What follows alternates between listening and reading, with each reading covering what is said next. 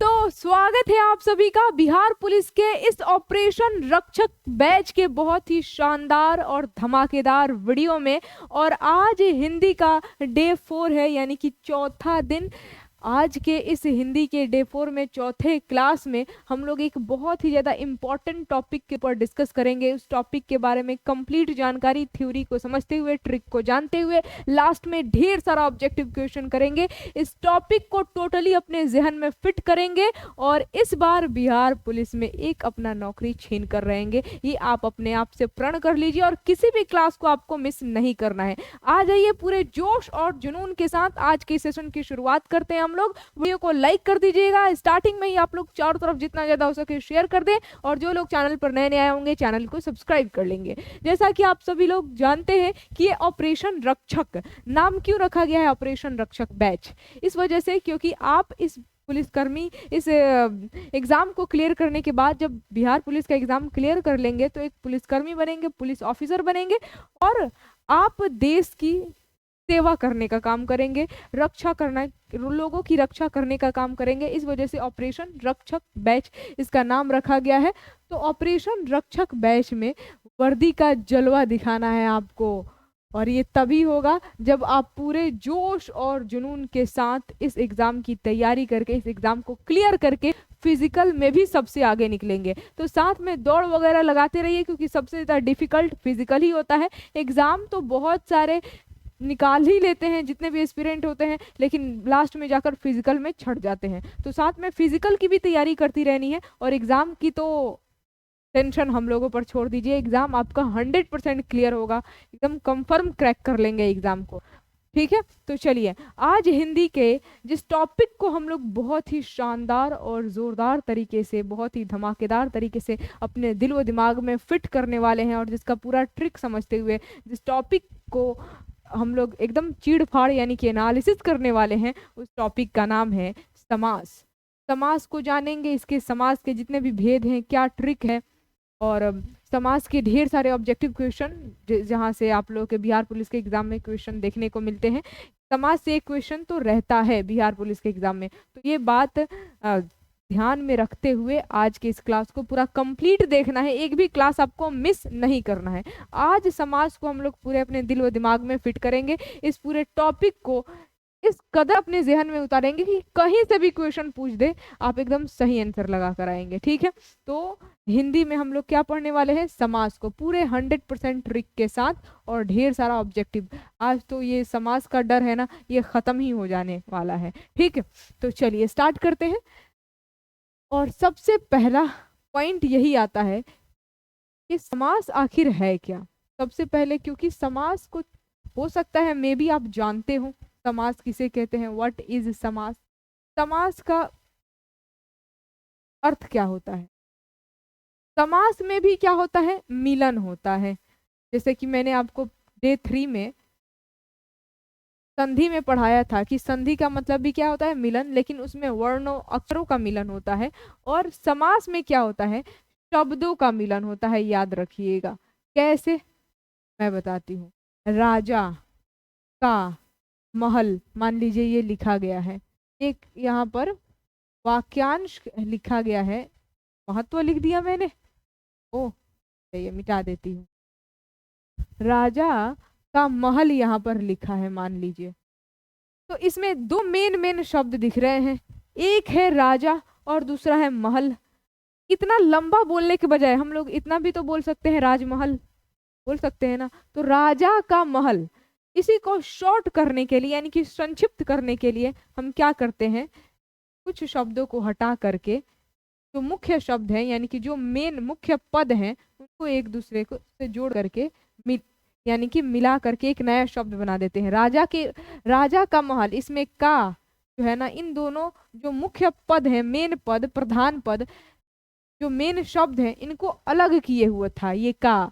ठीक है, इसको अगर हम लोग काट दिए तो राजा और प्लस महल दोनों को मिलाकर क्या बन जाएगा, राजमहल बन जाएगा। तो इसी को क्या कहते हैं, इसी मिलन को कहते हैं समास। ठीक है, इसी मिलन को क्या कहते हैं, तो समास कहते हैं। जब दो मेन शब्द, मुख्य शब्द या फिर पद, का ये शब्द को ही पद कहा जाता है, जब मेन दो शब्द हैं और अपने बीच के विभक्ति चिन्ह को, ये जो का है ना, ये विभक्ति चिन्ह ही तो है जो दोनों को विभक्त यानी कि अलग किए हुए हैं। तो अपने विभक्ति चिन्ह को छोड़ करके एक दूसरे से मिल जाते हैं, तो इसी मिलन को कहा जाता है समास। अब देखिए आगे ट्रिक क्या है। यहाँ पर वही बात लिखा गया है कि समास किसे कहते हैं। हिंदी व्याकरण में दो या दो से अधिक शब्दों के मेल से एक नया शब्द बनाने की प्रक्रिया है, यानी कि दो शब्द एक दूसरे से मिल जाए और एक नया शब्द बना ले तो उसी को क्या कहते हैं, समास कहते हैं। अब ट्रिक यहाँ पर देखिए मैंने लिख दिया है, ध्यान से इस ट्रिक को देखिए। ट्रिक है अच्छे समाज में मिलन होता है, ये तो बात सही है, बस यही ट्रिक ही है। अच्छे समाज में क्या होता है, मिलन होता है। समाज से याद रखना है समास। समाज से क्या याद रखेंगे बताइए आप लोग, समास याद रखेंगे। अच्छे समाज में तो मिलन ही होगा ना, एक दूसरे से लोग मिलकर रहेंगे। तो समाज में भी क्या होता है, मिलन होता है। तो अच्छे समाज में मिलन होता है। समाज से समास और मिलन यानी कि दो शब्दों का मिलन ही क्या कहलाता है, समास कहलाता है। और उन्हीं मिलन को तोड़ दीजिए यानी कि विग्रह कर दीजिए। जैसे कि यहाँ पर था ना राजा का महल, बीच में का हट करके ये राजमहल बन गया था। अब इस राजमहल को फिर से तोड़ दीजिए तो राजा का महल ये बदल जाएगा, यानी कि फिर बीच में विभक्ति चिन्ह आ जाएगा का। तो समास को तोड़ना क्या कहलाता है, समास विग्रह कहलाता है। और क्योंकि समास का मतलब ही होता है मिलना, यानी कि जब दो शब्द एक अपने विभक्ति चिन्ह को छोड़ करके मिल जाए तो उसको समास, और समास को तोड़ दीजिए तो वो समास विग्रह कहलाता है। तो यहाँ पर देखिए ध्यान से,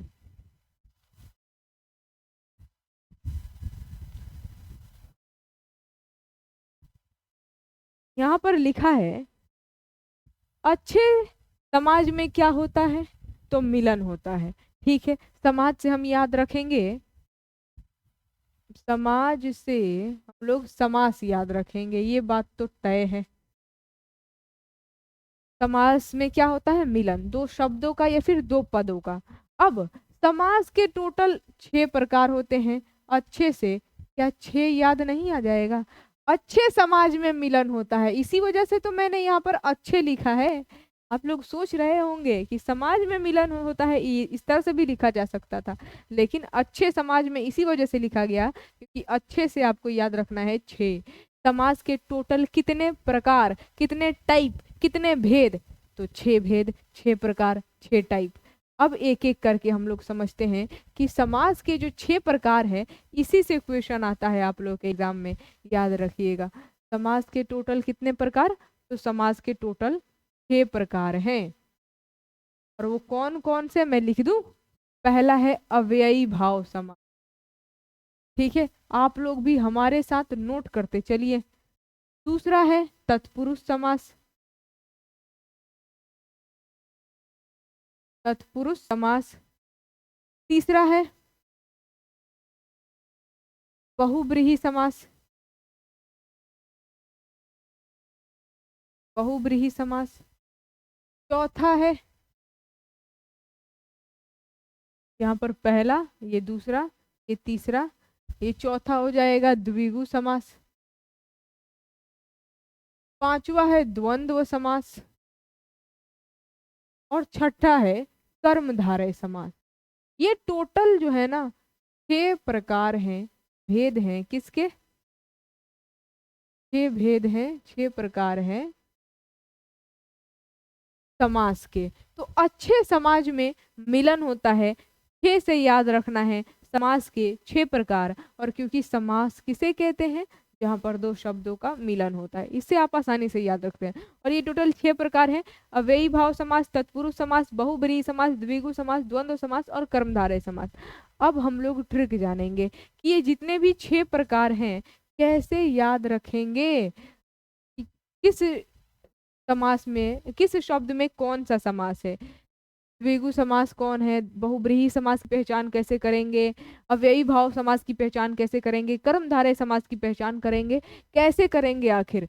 यहाँ पर नेक्स्ट स्टेप अब एक एक करके धीरे धीरे समझते हैं। अब आ जाइए, आराम आराम से, कोई जल्दबाजी नहीं है, चीजों को समझेंगे हम लोग। देखिए सबसे पहले समझते हैं अव्ययी भाव समास। आखिर ये अव्ययी भाव समास है क्या? अव्ययी भाव समास में याद रखिएगा, इसका पहला वाला पद जो है ना, अव्यय, यानी कि पहला पद उपसर्ग होता है। पहला पद क्या होता है? उपसर्ग होता है। पहला ही पद क्या होता है? प्रधान होता है। सर्ग लगा रहेगा तभी तो वो नया शब्द बनेगा ना। जैसे कि देखिए, दिन था, एक शब्द दिन है, दिन एक शब्द है, अब इसके आगे प्रति लगा दिया गया है। प्रति क्या है? एक उपसर्ग है ना। प्रतिदिन, ये एक नया शब्द बन गया। आप लोग कहेंगे कि प्रतिदिन, इसमें पहला ही जो पद है प्रति, और दिन हो गया दूसरा पद, ठीक है। तो प्रति जो पहला पद है ये क्या है? उपसर्ग है, और ये पहला पद ही प्रधान है। तो क्या कहेंगे हम? इसमें कौन सा समास है? तो इसमें अव्ययी भाव समास। अव्ययी भाव, पहले ही इसमें अव्यय खुद लगा है, यानी कि अव्ययी भाव में क्या लिखा है यहाँ पर? अव्ययी भाव, यानी कि पहला ही पद क्या होता है? अव्यय होता है। प्रति क्या है? एक अव्यय है।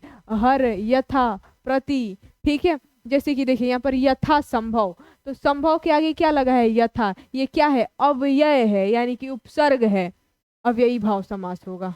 आजीवन, जीवन के आगे क्या लगा है? आ लगा है, तो आ क्या है? एक उपसर्ग, यानी कि अव्यय है। तो कौन सा समास है इसमें? तो आप कहेंगे अव्ययी भाव समास। आई होप आपको समझ में आ गया होगा कि अव्ययी भाव को पहचानने का क्या ट्रिक है। क्या ट्रिक है?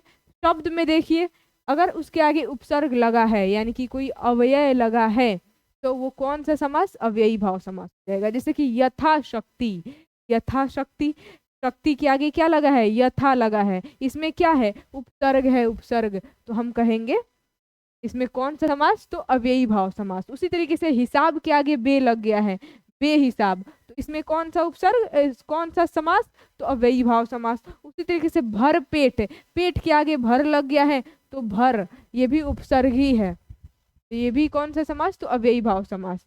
या फिर अगर आपको कोई सेम शब्द रिपीट हुआ दिखाई दे, सेम शब्द यानी कि समान, एक ही जैसा शब्द दो बार आ जाए, जैसे कि रातों रात, रात और रात दो बार आ गया ना, सेम शब्द रिपीट हो गया है। तो रातों रात, हाथों हाथ, जन्मों जन्म, मन ही मन, ठीक है। तो ये सभी शब्द क्या हो जाएगा? ये अव्ययी भाव समास हो जाएगा। अगर कोई भी शब्द सेम रिपीट हो जाए दो बार, रातों रात, हाथों हाथ, जन्मों जन्म, तो ये अव्ययी भाव होते हैं। या फिर कहीं पर भी किसी भी शब्द के स्टार्टिंग में आपको उपसर्ग लगा हुआ, यानी कि अव्यय लगा हुआ दिखाई दे, तो भी वो अव्ययी भाव समास होता है। तो आसानी से अब अव्ययी भाव आप पहचान सकते हैं। किसी भी तरह का कोई भी शब्द आ जाए, अपने जीवन में पहचान सकते हैं ना। अब जरा आगे बढ़ते हैं। अव्ययी भाव समास के बाद नेक्स्ट जो समास यहाँ पर है वो है तत्पुरुष समास। अब तत्पुरुष समास को पहचानने के जरा ट्रिक जानते हैं।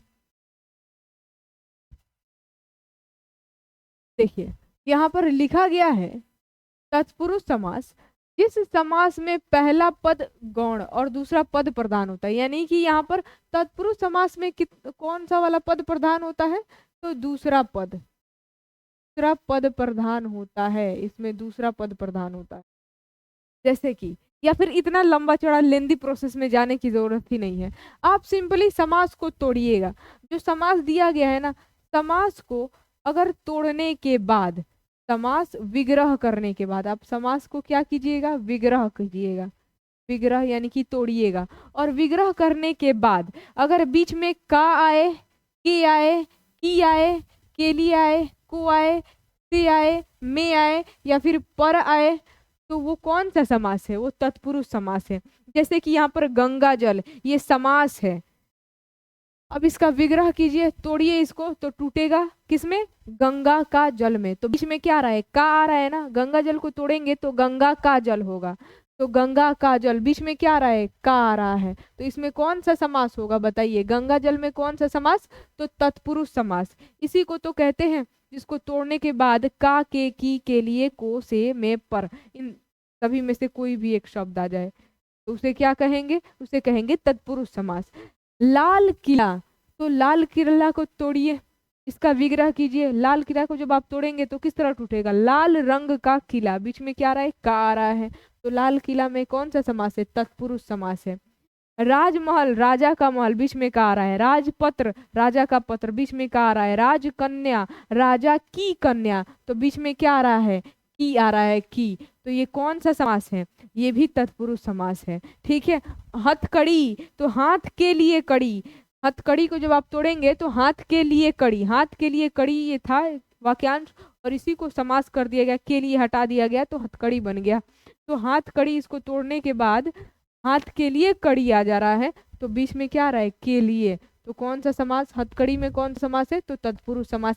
सेनापति, सेना का पति। नेत्रहीन, नेत्रों से हीन, तो बीच में अगर से भी आ जाए, देखिए से भी आ गया ना, नेत्रहीन को जब आप तोड़ेंगे तो नेत्रों से हीन, बीच में से आ रहा है, इसमें नेत्रहीन में कौन सा समास है, तो तत्पुरुष समास है। उसी तरीके से मृग नयनी, छात्रवास, ये सभी शब्द में क्या है, तत्पुरुष समास है। तो ये हो गया तत्पुरुष समास। अब जरा आगे बढ़ते हैं, द्वंद्व समास को देखते हैं। द्वंद्व समास भी बहुत ही आसान है। देखिए द्वंद्व समास, नाम ही में है द्वंद्व, देखिए द्वंद्व, इसमें 2 बार द है, द है ना, तो 2 बार द है, यानी कि जिसके दोनों पद क्या हो, प्रधान हो, दोनों पद क्या हो, प्रधान, से द्वंद्व समास कहते हैं। यानी कि दोनों शब्द मेन मेन शब्द आएगा और उनमें और का संबंध रहेगा। रिलेशन किस चीज का रहेगा, और। जैसे कि माता पिता यहाँ पर है ना, तो माता पिता हम लोग साथ में बोल देते हैं, ये जो डैश है ना, यहीं पर और छुपा हुआ है, और का संबंध है माता और पिता, तो एक साथ हम लोग माता पिता बोल देते हैं। भाई और बहन को एक साथ भाई बहन बोल देते हैं। तो देखिए इसमें दोनों पद प्रधान है। माता पिता को अगर आप देखेंगे तो जितना महत्व माता का है उतना ही महत्व पिता का भी है, यानी कि पहला और दूसरा दोनों पद क्या है, प्रधान है, दोनों शब्द प्रधान है, दोनों शब्द मेन शब्द हैं, माता और पिता, और एक दूसरे के अपोजिट भी हैं। बीच में और का भी रिलेशन आ रहा है, माता और पिता को शॉर्टकट में बोल रहे हैं माता पिता, दोनों पद प्रधान, एक दूसरे के अपोजिट भी हैं, तो इसी को क्या कहते हैं, द्वंद्व समास। 2 बार द आ रहा है यानी कि दोनों पद प्रधान होगा। ठीक है। दाल भात, दाल का महत्व जितना उतना भात का महत्व, तो ये एक दूसरे, दोनों पद क्या है, प्रधान है, इसमें कौन सा समास, तो द्वंद्व समास। यहाँ पर लिख दिया गया है ट्रिक, दोनों पद प्रधान, द्वंद्व में क्या है, 2 बार द है, यानी कि दोनों पद प्रधान होगा। माता पिता, भात दाल, जन्म मरण, जितना महत्व जन्म का उतना महत्व मरण का। भाई बहन, पाप पुण्य, भात दाल, लोटा डोरी, भला बुरा, दाल रोटी, तो ये सभी शब्द में कौन सा समास हो गया, तो द्वंद्व समास हो गया। आगे बढ़े, यानी कि अक्सर द्वंद्व समास जो होते हैं ना उनके बीच में डैश होता है और वो एक दूसरे के अपोजिट शब्द होते हैं। जैसे कि माता पिता के बीच में क्या है, डैश है, और माता पिता एक दूसरे के अपोजिट वर्ड हैं। दाल भात, बीच में डैश है और एक दूसरे के अपोजिट वर्ड हैं। उसी तरीके से जन्म मरण, बीच में डैश और एक दूसरे के अपोजिट वर्ड। ये द्वंद्व समास को पहचानने का ट्रिक हो गया। अभी टेंशन नहीं लीजिए, बहुत सारा ढेर सारा क्वेश्चन करेंगे ऑब्जेक्टिव का, तो आज पूरा का पूरा भरमार लगने वाला है। समास से ढेर सारा ऑब्जेक्टिव क्वेश्चन मैं लेकर के आई हूँ। बहुब्रीही समास किसे कहते हैं, नाम ही में है बहुब्रीही। देखिए बहु यानी कि जिसका बहुत अर्थ निकले, जिस समास में कोई भी पद प्रधान नहीं, इसमें कोई भी पद प्रधान ही नहीं होता है, बल्कि दोनों पद मिलकर किसी तीसरे पद की ओर संकेत करते हैं, यानी कि कोई अन्य अर्थ निकलता है, एक विशेष अर्थ निकलता है, एक स्पेशल मीनिंग निकलती है, उसे हम लोग कहते हैं बहुब्रीही समास।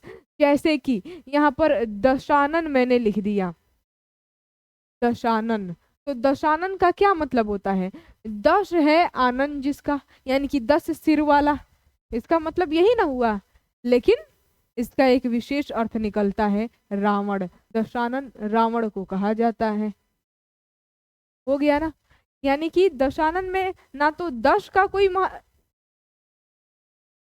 दशानन में 10 है आनंद जिसका, ना ये पद प्रधान है और ना आनंद पद प्रधान है, ये दोनों मिल करके एक तीसरे अर्थ की तरफ लेकर जा रहे हैं, रावण। ठीक है, यानी कि एक विशेष अर्थ निकल रहा है बहुब्रीही में।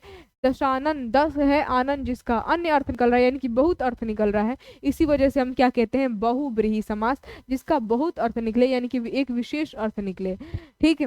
दशानन का मतलब होता है 10 सिर वाला, और दशानन का मतलब रावण भी, यानी कि दशानन रावण को भी कहा जाता है, यानी कि एक से ज्यादा अर्थ निकल रहा है ना, बहुत अर्थ निकल रहा है, यानी कि दोनों पद मिल करके एक विशेष तीसरा अर्थ दे रहे हैं, उसे कहेंगे बहुब्रीहि समास। तो यहाँ पर ट्रिक में लिख दिया गया है, ये एक विशेष अर्थ देते हैं, यानी कि इनके बहुत अर्थ निकलते हैं, एक विशेष अर्थ, उन्हें बहुब्रीहि समास कहते हैं। त्रिनेत्र, जैसे कि त्रिनेत्र, तो त्रिनेत्र शंकर भगवान को कहा जाता है। इसी तरीके से दशानन रावण को, लंबोदर लंबा है उधर जिसका, गणेश को कहा जाता है। चंद्रशेखर शिव जी को कहा जाता है। हंस वाहिनी दिख रहा है ना आपको, हंस वाहिनी कहा जाता है सरस्वती को। वीणा पाणी और पीताम्बर, ये भी इंपॉर्टेंट है, वीणा पाणी सरस्वती जी को कहा जाता है और पीताम्बर विष्णु जी को कहा जाता है। तो ये सभी शब्द क्या हो गए, ये सभी शब्द बहुब्रीहि कहलाएंगे। अब जरा अगले समास को देख लेते हैं। अगला समास यहाँ पर है द्विगु समास। द्विगु समास नाम ही में है द्वि, द्वि का मतलब क्या होता है, दो, यानी कि जिसका पहला पद क्या हो, संख्यावाचक हो, यानी कि नंबर को डिनोट करे, संख्यावाचक, जिसका पहला पद क्या हो, नंबर को डिनोट करे, यानी कि संख्यावाचक हो, तो उसी को तो कहते हैं द्विगु। जैसे कि मैंने यहाँ पर लिख दिया चौराहा, मैंने क्या लिख दिया, चौराहा लिख दिया, तो चौराहा में चौ यानी कि चार आ रहा है ना, चार क्या है, एक संख्या है, पहला पद क्या है, एक संख्या है, तो आप क्या कहेंगे, चौराहा में कौन सा समास है, तो द्विगु समास। उसी तरीके से त्रिभुज, त्रिभुज, त्रि का मतलब होता है तीन, तो तीन क्या है, एक संख्या है, पहला पद क्या है, संख्यावाचक। त्रिभुज में त्रि ये पहला पद हो गया और भुज हो गया दूसरा पद, तो द्विगु में क्या होता है, पहला पद ही संख्यावाचक होता है। त्रिभुज में पहला पद क्या है, संख्या को दिखा रहा है, त्रि यानी कि तीन, ठीक है।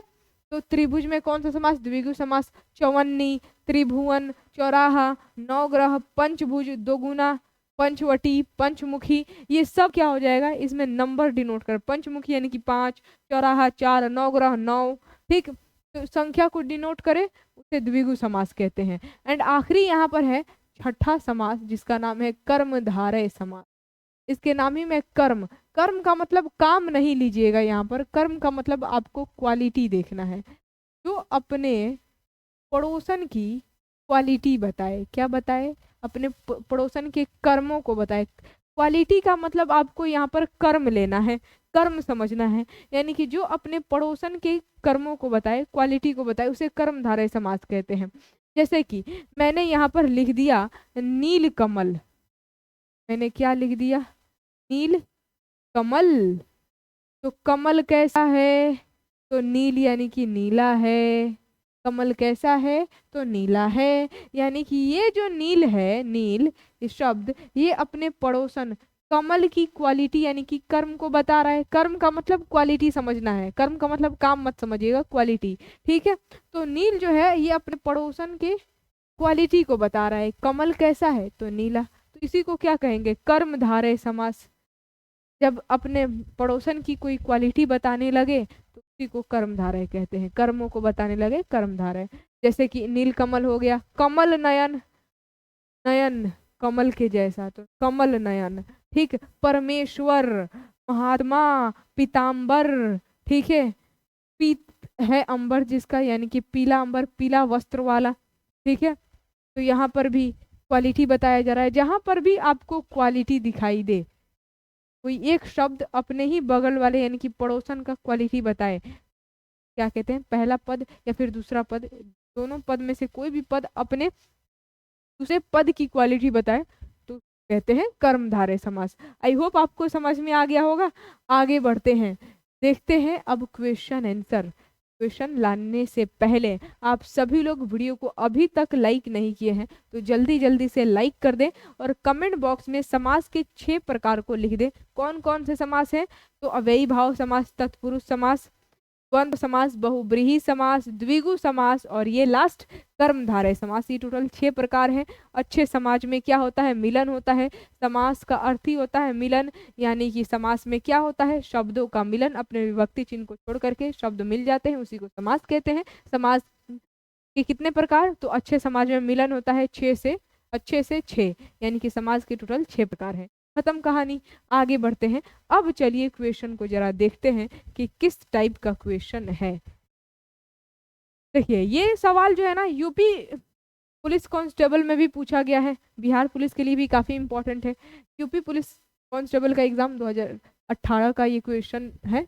देखते हैं जरा, रुक जाइए, कलर बदलने दीजिए, रेड कलर परफेक्ट रहेगा। यस, लाल सही दिखाई देता है, वेवलेंथ ज्यादा होता है ना, साइंस में आप लोगों को हर एक चीज पढ़ना है। समास के पदों को अलग करने को क्या कहा जाता है, ये पूछ रहा है। यानी कि समास के पद जो होते हैं ना, उनको अलग कीजिए, यानी कि उनको विग्रह कर दीजिए, तो समास विग्रह कहलाता है। तो option number C will be the correct option. इतना आसान सवाल पूछा था यूपी पुलिस कांस्टेबल के एग्जाम में भी, देख लीजिए। आगे बढ़ते हैं, अगला सवाल देखिए, बहुत ही आसान, बहुत ही शानदार है। अनुरूप में कौन सा समास है? आप अनुरूप को पढ़िए। रूप के आगे क्या लगा है? तो अनु लगा है। रूप के आगे अनु, अनु क्या है? एक उपसर्ग है। तो अभी मैंने आपको क्या बताया था कि अगर पहला पद उपसर्ग हो यानी कि अव्यय हो तो वो अव्ययी भाव समास कहलाता है। तो ऑप्शन नंबर डी, अव्ययी भाव, will be the correct option. ठीक है, आगे बढ़ते हैं। जल्दी जल्दी आप सभी लोग भी आंसर बताइए, एंड कमेंट बॉक्स में लिखना है आप सभी लोगों को। प्रत्यंग, इसमें भी क्या है? उपसर्ग है, यानी कि पहला पद अव्यय है, अव्ययी भाव समास। आमरण, इसमें भी क्या है? इसमें भी पहला पद अव्यय है, यानी कि उपसर्ग है, क्या कहेंगे? अव्ययी भाव समास, ऑप्शन नंबर बी। मरण के आगे क्या लगा है? आ, इसमें भी आ, अव्ययी भाव समास। अब देखिए नेक्स्ट क्वेश्चन, अगला सवाल है यहाँ पर, यथाशक्ति में कौन सा समास है? तो शक्ति के आगे यथा लगा है, यानी कि इसका भी पहला पद क्या है? उपसर्ग है, अव्यय है, तो अव्ययी भाव एग्जाम, सॉरी अव्ययी भाव समास एग्जाम में बोल रही हूँ। यहाँ पर यूपी टेट एग्जाम लिखा है ना, इसको ध्यान में रखते हुए निकल गया होगा मेरे मुंह से एग्जाम, देन कोई बात नहीं है, इंसान से ही तो गलती होती है, तभी तो वो इंसान है, नहीं तो भगवान नहीं होता। अब देखिए, भीष्म पितामह ने आजीवन शादी करने का प्रण लिया था। तो आजीवन, इसमें आजीवन पूछ रहा है कि आजीवन में कौन सा समास? तो जीवन के आगे आ लगा है, यानी कि उपसर्ग है, अव्यय है, तो अव्ययी भाव कहेंगे। ज्यादा सोचने समझने की जरूरत नहीं है, ये भी क्वेश्चन जो है ना यूपी पुलिस कांस्टेबल एग्जाम में ही पूछा है। देखिए यहाँ पर दो क्वेश्चन मैंने आपको दिखा दिया 2018 का ही समास से। अब लग रहा होगा आपको समास टॉपिक ये कितना इंपॉर्टेंट है। समास से अभी तक दो क्वेश्चन। यथासंभव में कौन सा समास है? इसमें भी यथा क्या है? उपसर्ग है, यानी कि अव्यय है, तो अव्ययी भाव समास। फिर यहाँ पर पूछ रहा है जिस समास का पूर्व पद यानी कि पहला पद प्रधान हो उसे क्या कहते हैं? उसे ही तो अव्ययी भाव समास कहते हैं। Option number C will be the correct option. फिर है यहाँ पर प्रतिमान में कौन सा समास है? आगे क्या लगा है? प्रति उपसर्ग लगा है, यानी कि अव्यय है, अव्यय है, तो ये गलती से ऑप्शन नंबर डी लग गया, बी में है अव्ययी भाव समास, तो टिक कर दीजिए। आगे बढ़ते हैं, नेक्स्ट क्वेश्चन देखिए, रातों रात शब्द में कौन सा समास है? तो फिर अभी मैंने आपको बताया कि चाहे उपसर्ग लगा हो या फिर शब्द सेम हो, यानी कि दो बार शब्द रिपीट हो गया है एक ही, वो कहते हैं अव्ययी भाव समास। तो रातों रात ये दो बार रिपीट हो गया, अव्ययी भाव कहलाएगा। हाथों हाथ, दिनों दिन। सरासर में कौन सा समास है? बताइए, इसमें भी तो अव्ययी भाव समास ही है ना। Option number C will be the correct option.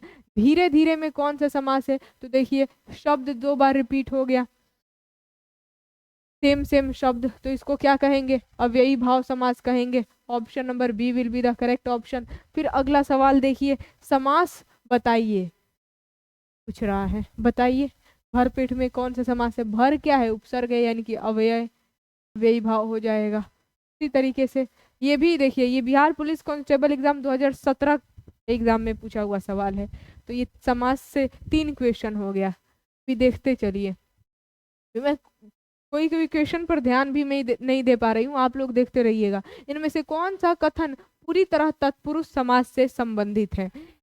तत्पुरुष समास में पूर्व पद प्रधान होता है?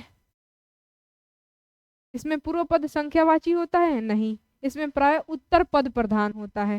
सही बात है। क्या होता है तत्पुरुष समास में? उत्तर पद, यानी कि दूसरा वाला पद प्रधान होता है। तत्पुरुष समास में क्या होता है? दूसरा पद प्रधान होता है, दूसरा पद प्रधान होता है। दिख रहा है ना? बहुत बढ़िया।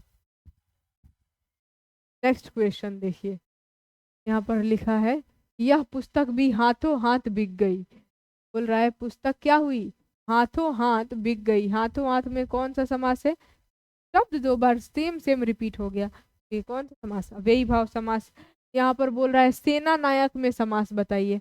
अब चलिए कुछ डिफरेंट क्वेश्चन तो पूछ। सेना नायक, तो सेना नायक यानी कि सेना का नायक, इसको तोड़िए। सेना नायक को तो तोड़ेंगे तो बीच में क्या आएगा, सेना का नायक, बीच में क्या आ रहा है का, तो तोड़ने के बाद का, के, की, के लिए, में, पर, से आ जाए तो उसको तत्पुरुष समास कहा जाता है। तो ऑप्शन नंबर डी लगा देंगे, तत्पुरुष समास। फिर राजकुमार में कौन सा समास है, राजकुमार को तोड़िए। राजा का कुमार, बीच में क्या आ रहा है, का आ रहा है, तो कहेंगे यस मैम, ये ऑप्शन नंबर डी तत्पुरुष समास हो जाएगा। फिर अगला सवाल देखिए क्या पूछ रहा है, प्रयुक्त समास चिन्हित कीजिए। अच्छा, पथ भ्रष्ट बोल रहा है कि पथ भ्रष्ट में कौन सा समास है, तो पथ भ्रष्ट को विग्रह कीजिए यानी कि तोड़िए। पथ से भ्रष्ट, बीच में क्या आ रहा है, से, का, के लिए, को, की, में, पर, से आए वो तत्पुरुष समास ही होता है, तो इसका भी ऑप्शन नंबर सी हो जाएगा। ठीक है, तत्पुरुष समास will be the correct option. राजपुत्र में कौन सा समास, राजा का पुत्र, बीच में क्या आ रहा है, का आ रहा है, तत्पुरुष समास हो जाएगा, ऑप्शन नंबर डी। और ये भी पुलिस कांस्टेबल एग्जाम 23 जून को जो एग्जाम हुआ था उसमें पूछा हुआ सवाल है। चलिए आगे बढ़ते हैं, देखते हैं अगला सवाल। योगदान में कौन सा समास है, योगदान में समास बताना है। तो अव्ययी भाव है, तत्पुरुष है, हाँ तत्पुरुष हो जाएगा, option number B will be the correct option, तत्पुरुष। ठीक, फिर है बैलगाड़ी में कौन सा समास है, तो बैलगाड़ी में भी क्या है, इसको भी तोड़ेंगे तो की आएगा, तो ऑप्शन नंबर डी तत्पुरुष समास will be the correct option.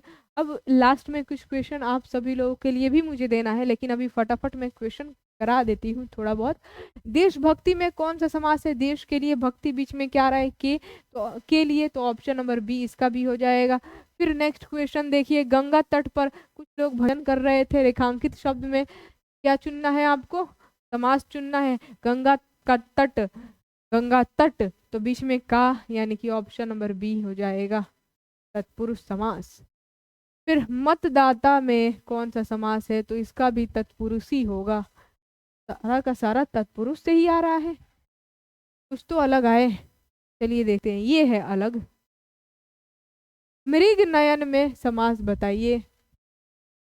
अब मृग नयन, तो ये कर्मधारय हो जाएगा, बिल्कुल कर्मधारय होगा, ऑप्शन नंबर बी अगर आप लगा रहे हैं तो आपका जवाब बिल्कुल सही है, आपने चीजों को समझ लिया है। क्यों, क्योंकि द्वंद्व समास में दोनों पद प्रधान होगा, डी होगा नहीं। तत्पुरुष तोड़ने के बाद का, के, की, के लिए, में, पर, से आना चाहिए। अब यही भाव पहला पद क्या होना चाहिए, उपसर्ग यानी कि अव्यय होना चाहिए, तीनों में से कोई नहीं है, कर्मधारय। मृग नयन, नयन की क्वालिटी बता रहा है ना मृग, तो इसी वजह से जब क्वालिटी बताए यानी कि कर्मों को बताए अपने पड़ोसन के, अपने दोस्त के, अपने पटीदार के, तो क्या कहते हैं, उसको कर्मधारय ही तो कहते हैं। मृग नयन में क्वालिटी बता रहा था बेचारा मृग, नयन यानी कि नेत्र की। निम्न में से कौन सा शब्द कर्मधारय समास का उदाहरण है, राजकुमार, ये तो तत्पुरुष हो जाएगा। कला श्रेष्ठ, ये भी तत्पुरुष हो जाएगा। गृह प्रवेश, ये भी नहीं होगा, यानी कि पीताम्बर, हाँ सही तो है, पीताम्बर। अंबर कैसा है, पीत यानी कि पीला है, यानी कि कर्मों को बता रहा है, जो कर्म यानी कि क्वालिटी बताए उसी को तो कर्मधारय कहते हैं, तो ऑप्शन नंबर बी हो जाएगा। फिर नेक्स्ट क्वेश्चन, गुरुदेव में कौन सा समास है, तो गुरुदेव, गुरुदेव, महादेव, ये सब क्या हो रहा है, एक शब्द अपने पड़ोसन की क्वालिटी यानी कि कर्म को बता रहा है, तो कर्मधारय हो जाएगा। ठीक, आगे बढ़ते हैं। फिर है परमानंद, परमानंद, इसमें भी क्या है, परम आनंद, यानी कि ऑप्शन नंबर बी कर्मधारय, ये भी क्वालिटी ही बता रहा है एक तरह से, है कि नहीं, कर्मधारय हो जाएगा। परमानंद में कौन सा समास, कर्मधारय समास।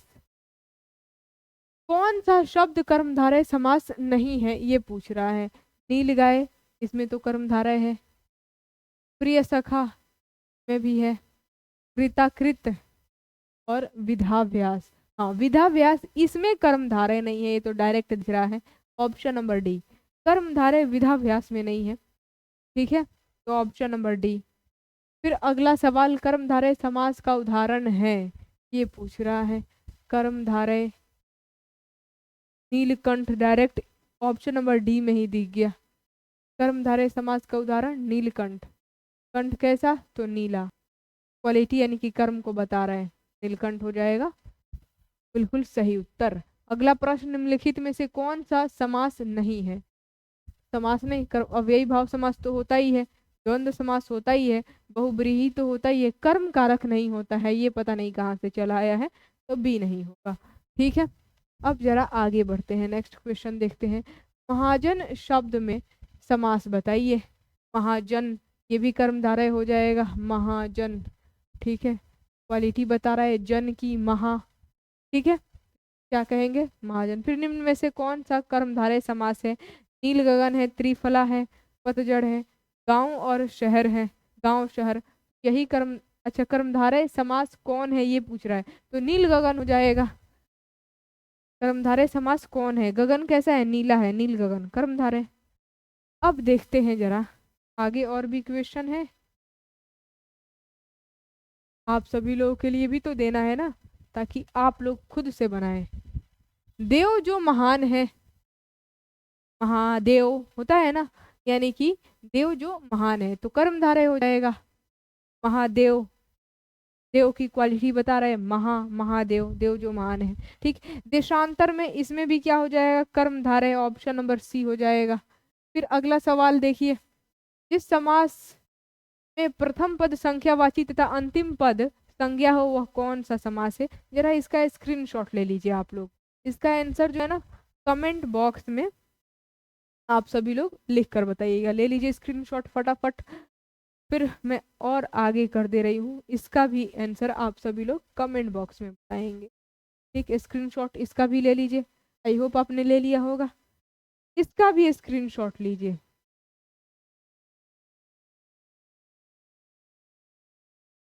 इसका भी स्क्रीनशॉट ले लीजिए, इसका भी आंसर आप सभी लोग कमेंट बॉक्स में ही बताएंगे।